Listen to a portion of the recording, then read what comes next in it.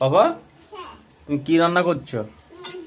হ্যাঁ কি মুরগি? কার জন্য? তোমার জন্য। আর আমাদের জন্য কি? মুখ থেকে কি বেরোচ্ছে দেখি একটু। ডিমও দিয়েছো? কই ডিম কোথায় দিয়েছো দেখি। না না হাত দা না। দেখো আমার ছেলে কত বড় হয়ে গেছে, সে এখন রান্না করতে শিখে গেছে। মানে ও বড় হয়ে কুক হবে। বাবা তুমি বড় হয়ে কি হবে? ওই আবার গ্যাসও বন্ধ করেছে, ঠিক আছে? বাবা গ্যাসটা বাড়িয়ে দাও একটু। বাবা গ্যাসটা একটু বাড়িয়ে দাও। না বাবা না না শোনো ডান দেখি।